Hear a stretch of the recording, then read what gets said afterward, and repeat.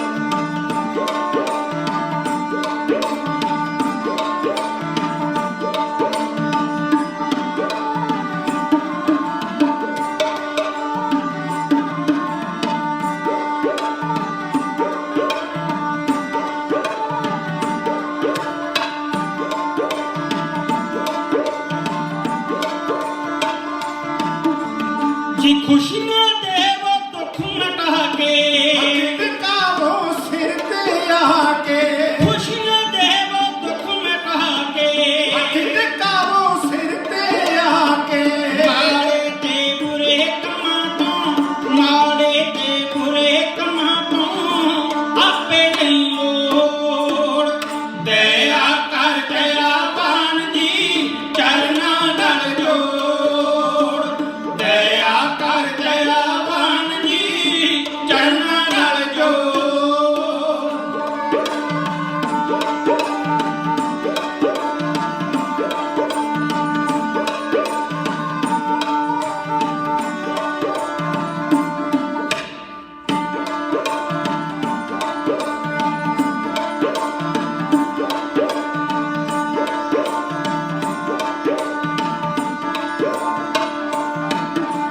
जी बख्शो ज्ञान ध्यान उच सोची मन मैले नूं देवो धोजी बख्शो ज्ञान ध्यान उच सोची मन मैले नूं देवो धोजी दे के गुण चंगे दाता दे के गुण चंगे औगण देवो सब रोड़ दया कर दयावान जी चरना नाल जोड़ दया कर दयावान जी चरना नाल जोड़।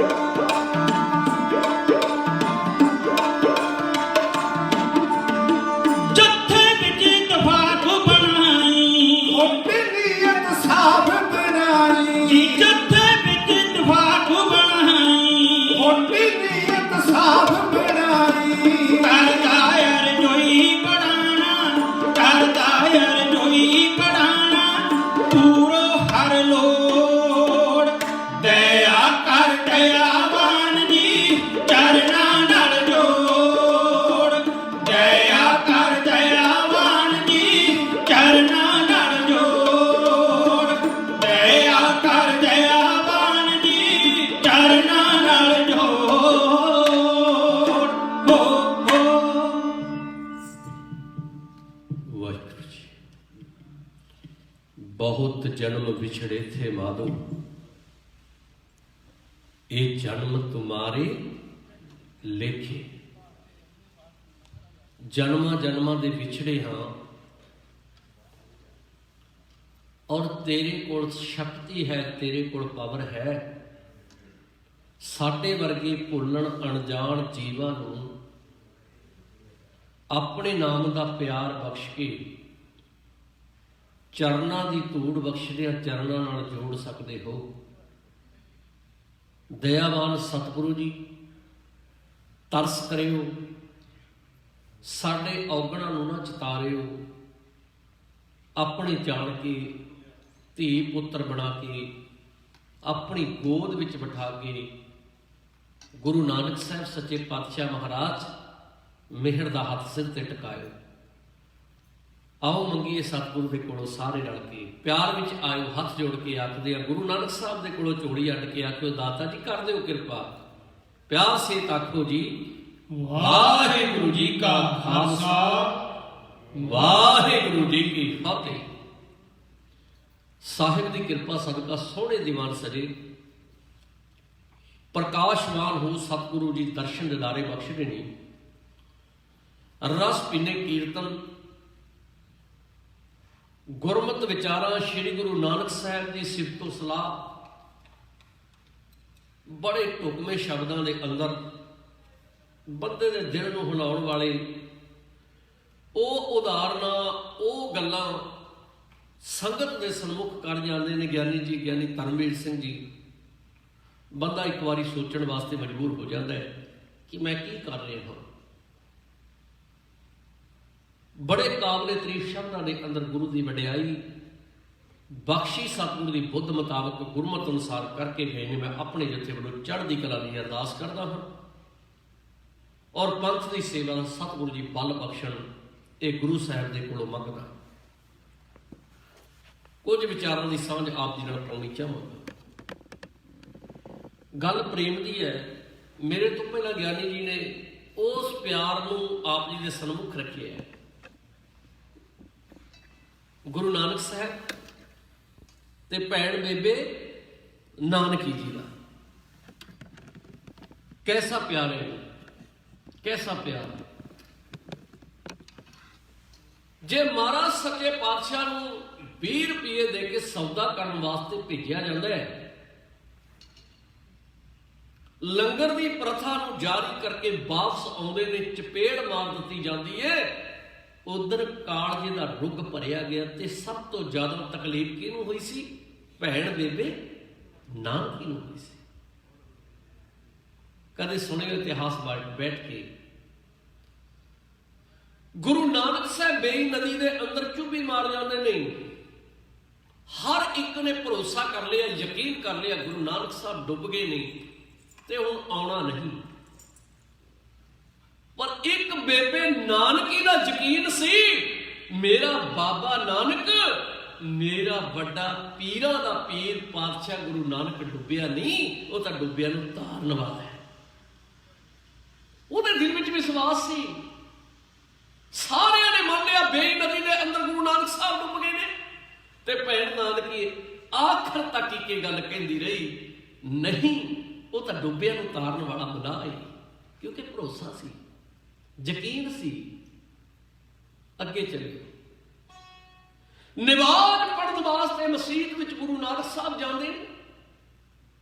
ਰੌਲਾ ਪਾ ਦਿੱਤਾ ਲੋਕਾਂ ਨੇ, ਗੁਰੂ ਨਾਨਕ ਸਾਹਿਬ ਮੁਸਲਮਾਨ ਹੋ ਗਏ, ਮੁਸਲਮਾਨ ਹੋ ਗਏ। ਤੇ ਸਭ ਤੋਂ ਵੱਧ ਭਰੋਸੇ ਦੇ ਨਾਲ ਇਹ ਗੱਲ ਦਾਅਵਾ ਕਰਕੇ ਦੁਨੀਆ ਦੇ ਸਾਹਮਣੇ ਖੜ ਕੇ, ਜੇ ਕਿਸੇ ਆਖੀ ਕਿ ਗੁਰੂ ਨਾਨਕ ਸਾਹਿਬ ਮੁਸਲਮਾਨ ਨਹੀਂ, ਉਹ ਤਾਂ ਜਿਹੜੇ ਅਧੂਰੇ ਮੁਸਲਮਾਨ ਸਨ ਉਹਨਾਂ ਨੂੰ ਅੱਲਾ ਦੀ ਬਾਤ ਬਤਾਉਣ ਵਾਸਤੇ ਗਏ ਨੇ। ਉਹ ਬੇਬੇ ਨਾਨਕੀ ਨੇ ਕਿਹਾ।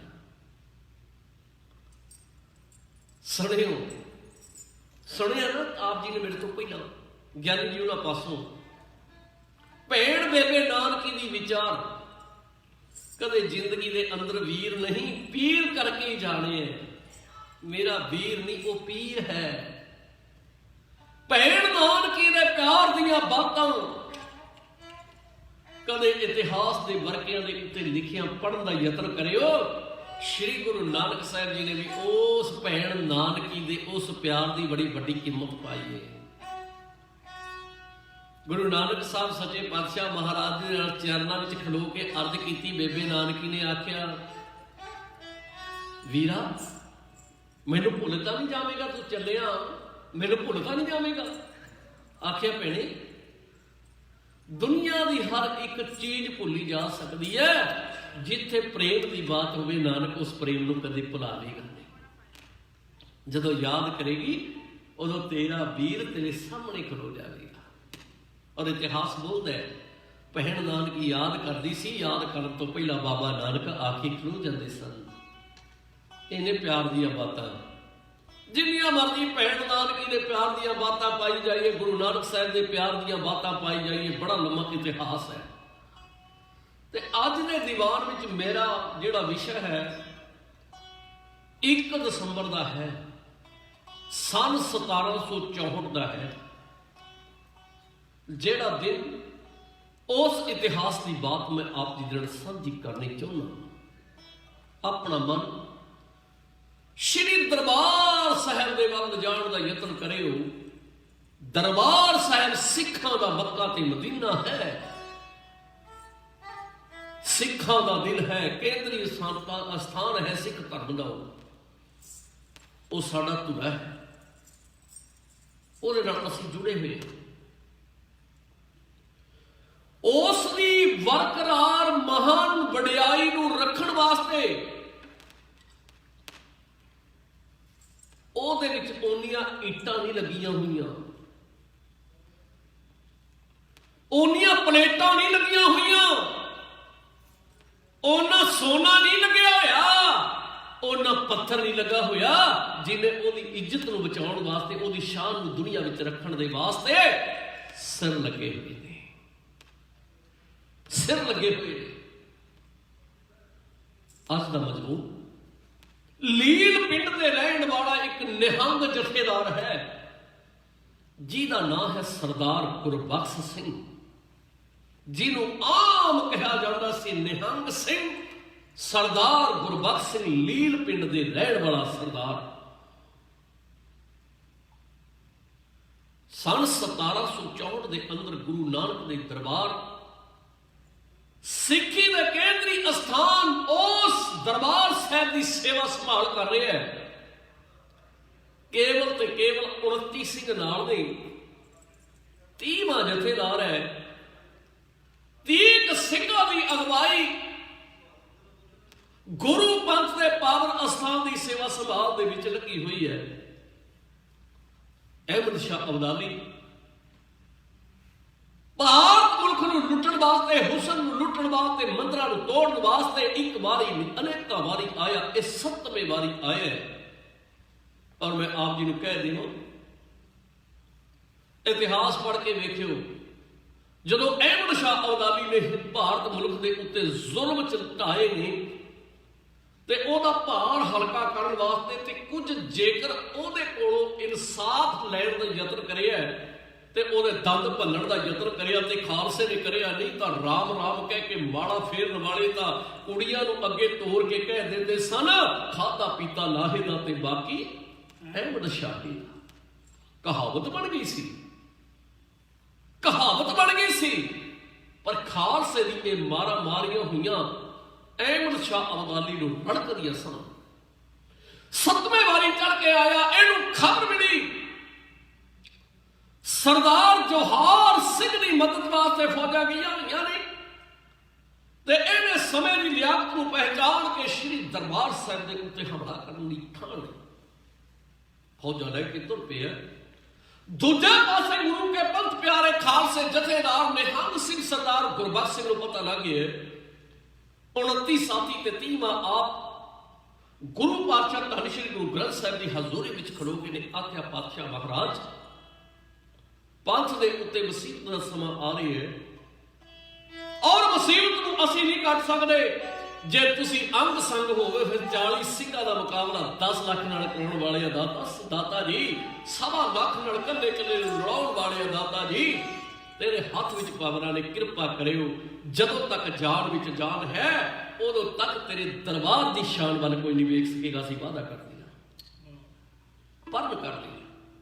ਅਹਿਮਦ ਸ਼ਾਹ ਅਬਦਾਲੀ ਇੱਕ ਬੜੀ ਭਾਰੀ ਫੌਜ ਦੇ ਨਾਲ ਆਇਆ, ਜਿਸ ਦੀ ਗਿਣਤੀ 30,000 ਤੋਂ ਵੱਧ ਦੀ ਗਿਣੀ ਵੀ ਹੈ।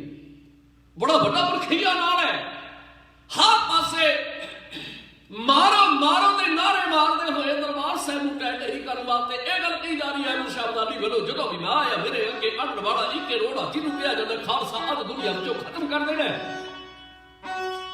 ਦਰਬਾਰ ਸਾਹਿਬ ਦੀ ਸ਼ਾਨ ਸ਼ੌਕਤ ਨੂੰ ਮਿੱਟੀ ਦੇ ਵਿੱਚ ਮਿਲਾ ਕੇ ਇੱਥੇ ਕਬਜ਼ਾ ਕਰਕੇ ਮੈਂ ਆਹ ਸਦਾ ਵਾਸਤੇ ਸਿੱਖੀ ਦੀ ਸ਼ਾਨ ਦੁਨੀਆ ਵਿੱਚ ਜਿਹੜੀ ਚਮਕਦੀ ਪਈ ਹੈ ਆਪਣੇ ਆਪ ਨੂੰ ਮਾਰ ਛੜਕੋਂ ਕਹਾਉਂਦੀ ਹੈ, ਇਹਨੂੰ ਮੈਂ ਤੈਸ਼ ਨੈਸ਼ ਕਰ ਦੇਣਾ।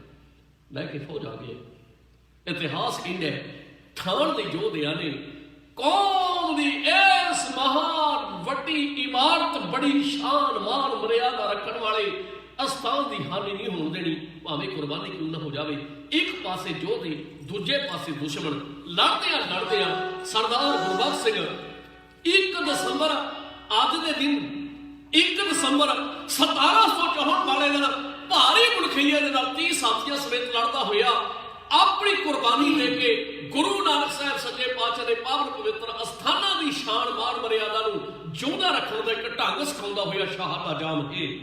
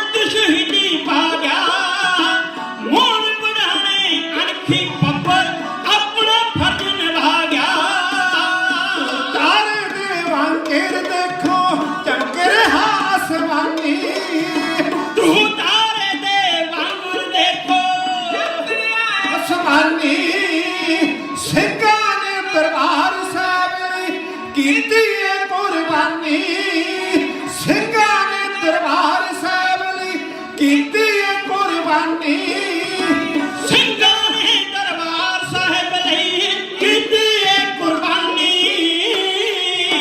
ਹੋ ਹੋ 1 ਦਸੰਬਰ 1764 ਵਾਲੇ ਦਿਨ ਅੱਜ ਦੇ ਦਿਨ ਕੌਮ ਦੇ ਮਹਾਨ ਯੋਧੇ ਸੂਰਬੀਰ ਬਹਾਦਰ ਸਰਦਾਰ ਗੁਰਬਖਸ਼ ਸਿੰਘ ਦੀ ਅਗਵਾਈ ਵਿੱਚ ਦਰਬਾਰ ਸਾਹਿਬ ਦੀ ਸ਼ਾਨ ਮਾਨ ਮਰਿਆਦਾ ਨੂੰ ਬਰਕਰਾਰ ਰੱਖਦਿਆਂ ਹੋਇਆਂ ਨਿਹੰਗ ਸਿੰਘ ਗੁਰੂ ਕੀ ਲਾਡਲੀ ਫੌਜ ਸ਼ਹੀਦ ਹੁੰਦੀ ਹੈ। ਉਹ ਅੱਜ ਦਾ ਦਿਨ ਸੀ। ਕਾਹਦੇ ਵਾਸਤੇ ਸ਼ਹੀਦ ਹੋਏ? ਅਹਿਮਦ ਸ਼ਾਹ ਅਬਦਾਲੀ ਨੂੰ ਗੁੱਸਾ ਇਸੇ ਗੱਲ ਦਾ ਕਿ ਮੈਂ ਭਾਰਤ ਦੇ ਲੋਕਾਂ ਦੀਆਂ ਕੁੜੀਆਂ ਨੂੰ ਬੰਨ੍ਹ ਕੇ ਲੈ ਕੇ ਜਾਂਦਾ ਤੇ ਰਾਹ ਦੇ ਵਿੱਚ ਮੇਰੇ ਰੋੜਾ ਬਣਦੇ ਨੇ, ਇਸ ਕਰਕੇ ਕੁਰਬਾਨੀ ਕਰਨੀ ਪਈ ਗੁਰੂ ਕੇ ਸਿੱਖਾਂ ਨੂੰ।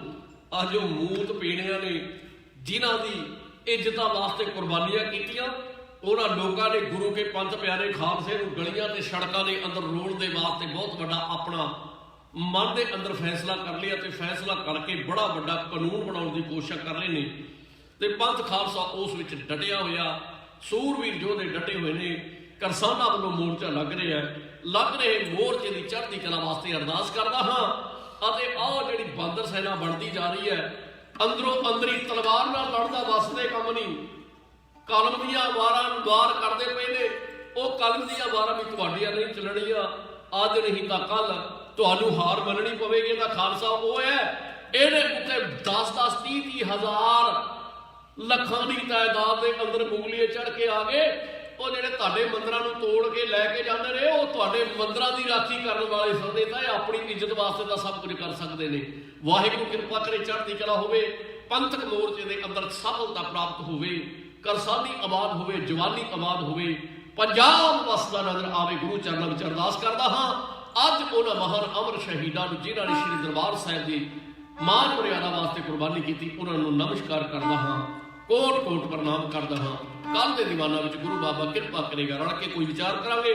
ਭੋਲਾ ਦੀ ਖੀਮਾ ਮਾਨ ਸਨਮਾਨ ਲਈ ਧੰਨਵਾਦ, ਗੁਰੂ ਦਾ ਸ਼ੁਕਰਾਨਾ ਕਰੀਏ। ਰਾਮ ਕਲੀ ਮਹੱਲਾ ਤੀਜਾ ਦੇਖੋ ਓੰਕਾਰ ਸਤਿਗੁਰ ਪ੍ਰਸਾਦ ਆਨੰਦ ਪਿਆ ਮੇਰੀ ਮਾਏ। ਸਤਿਗੁਰੂ ਮੈਂ ਪਾਇਆ ਸਤਿਗੁਰ ਦਾ ਪਾਇਆ ਸਹਿਜ ਸਿੱਧੀ ਮਨ ਵਧੀਆਂ ਵਧਾਈਆਂ ਰਾਗ ਰਤਨ ਪਰਿਵਾਰ ਪਰੀਆਂ ਸ਼ਬਦ ਗਾਵਣ ਆਈਆਂ ਹਰਦੋ ਤੈ ਗਾਵੋ ਹਰੀ ਕੇਰਾ ਮਨ ਜਿਨੀ ਵਸਾਇਆ ਕਹਿ ਨਾਨਕ ਆਨੰਦ ਹੋਆ ਸਤਿਗੁਰੂ ਮੈਂ ਪਾਇਆ ਇਹ ਮਨ ਮੇਰਿਆ ਤੂੰ ਸਦਾ ਰਹੋ ਹਰ ਨਾਲੇ ਹਰ ਨਾਲ ਰਹੋ ਤੂੰ ਮਨ ਮੇਰੇ ਭੂਖ ਸਭ ਵਿਸਾਰਣਾ ਅੰਗੀਕਾਰ ਹੋ ਕਰੇ ਤੇਰਾ ਕਾਕ ਸਭ ਸਵਾਰਣਾ ਸਭਨਾ ਗੱਲਾਂ ਸਮਰੱਥ ਸੁਆਮੀ ਸੋ ਕਿਉ ਮਨੋ ਵਿਸਾਰੇ ਕਹਿ ਨਾਨਕ ਮਨ ਮੇਰੇ ਸਰੋ ਹਰ ਨਾਲੇ ਸਾਚੇ ਸਾਹਿਬਾ ਕਿਆ ਨਹੀਂ ਕਰਦੇ ਕਰਤਾ ਤੇਰੇ ਸਭ ਕੁਛ ਹੈ ਜਿਸ ਦੇ ਸੋ ਪਾਵੇ ਸਦਾ ਸੁਖ ਸਲਾਹ ਤੇਰੀ ਨਾਮ ਮਨ ਵਸਾਵੇ ਰਾਮ ਜਿਨ ਕੈ ਮਨ ਵਸਿਆ ਵਾਜੇ ਸ਼ਬਦ ਕਨੇਰੇ ਕਹਿ ਨਾਨਕ ਸੱਚੇ ਸਾਹਿਬ ਕਿਆ ਨਹੀਂ ਕਰ ਤੇਰਾ ਸਾਡਾ ਨਾਮ ਮੇਰਾ ਆਧਾਰੋ ਸਾਧ ਨਾਮ ਯਾਦ ਹਰ ਮੇਰਾ ਜਨ ਭੁੱਖਾ ਸਭ ਗਵਾਈਆਂ ਕਾਂਤ ਸੁਖ ਮਨ ਆਏ ਵਸਿਆ ਜਨ ਇੱਛਾ ਸਭ ਪੁਜਾਈਆਂ ਸਦਾ ਕੁਰਬਾਨ ਕੀਤਾ ਗੁਰੂ ਵਿਟ ਹੋ ਜਿਸ ਦੀਆਂ ਇਹ ਵਡਿਆਈਆਂ ਕਹਿ ਨਾਨਕ ਸੁਣੋ ਸੰਤੋ ਸ਼ਬਦ ਕਰੋ ਪਿਆਰੋ ਸਾਡਾ ਨਾਮ ਮੇਰਾ ਆਧਾਰੋ ਵਾਜੇ ਮਨ ਸ਼ਬਦ ਕਾਰ ਸੁਭਾਗੈ ਸੁਭਾਗੇ ਸ਼ਬਦ ਵਾਜੇ ਕਾਲ ਜਿਤ ਕਰਤਾ ਹਾਰਿਆ ਪੰਜੂਤ ਤਦ ਵਸ ਕੀਤੇ ਕਾਲ ਕੰਟ ਗਵਾਰਿਆ ਹੋਰ ਕਰਮ ਪਾਇਆ ਤਦ ਜਨ ਦੋਸੇ ਨਾਮ ਹਰ ਕਹਿ ਲਾਗੇ ਕਹਿ ਨਾਨਕ ਤੈ ਸੁਖੋ ਆਦਿ ਕਰੇ ਨਹਦ ਵਾਜੇ ਤਨ ਸੁਣੋ ਬੜ ਭਾਗੀ ਹੋ ਸਗਲ ਮਨੋਰਥ ਪੂਰੇ ਪਾਰ ਬ੍ਰਹਮ ਪ੍ਰਭ ਪਾਇਆ ਉਤਰੇ ਸਗਲ ਵਸੂਰੇ ਰੋਗ ਰੋਗ ਸੰਤਾਪ ਉਤਰੇ ਸੋਈ ਸੱਚੀ ਬਾਣੀ ਸੰਤ ਸਾਜਨ ਭੈ ਸਰਸੇ ਪੂਰੇ ਗੁਰ ਤੇ ਜਾਣੀ ਸੁਣਦੇ ਪੁਨੀਤ ਕਹਤੇ ਪਵਿੱਤ ਸਤਿਗੁਰ ਗੁਰ ਹੈ ਭਰਪੂਰੇ ਅਨੰਤ ਨਾਨਕ ਗੁਰ ਚਰਨ ਲਾਗੇ ਵਾਜੇ ਹੱਥ ਪੂਰੇ ਸਲੋਕ ਪਰਮ ਗੁਰੂ ਪਾਣੀ ਪਿਤਾ ਮਾਤਾ ਕਰਤ ਮਹਾਤ ਦਸ ਰਾਗ ਦੋਇ ਦਾਈ ਦਾਇਆ ਖੇਲੇ ਸਗਲ ਜਗਤ ਕੰਗਿਆਈਆਂ ਬੁਰੀਆਈਆਂ ਵਾਜੇ ਵਾਜੇ ਧਰਮ ਹਦੂਰ ਕਰਮੀ ਆਪੋ ਆਪਣੀ ਕੇ ਨੇੜੇ ਕੈ ਦੂਰ ਜਿਨੀ ਨਾਮ ਧਿਆਇਆ ਕੈ ਮਸਕਤ ਕਹਾਲ ਨਾਨਕ ਦੇ ਮੁਖ ਉਜਲੇ ਦੇਤੀ ਛੁਪੀ ਨਾਲ ਬੋਲੋ ਵਾਹਿਗੁਰੂ ਜੀ ਕਾ ਖਾਲਸਾ ਵਾਹਿਗੁਰੂ ਜੀ ਕੀ ਫਤਿਹ ਫਤਿਹ ਜੀ ਵਾਹਿਗੁਰੂ ਜੀ ਕਾ ਖਾਲਸਾ ਵਾਹਿਗੁਰੂ ਜੀ ਕੀ ਫਤਿਹ ਫਤਿਹ ਵਾਹਿਗੁਰੂ ਜੀ ਕਾ ਖਾਲਸਾ ਵਾਹਿਗੁਰੂ ਜੀ ਕੀ ਫਤਿਹ।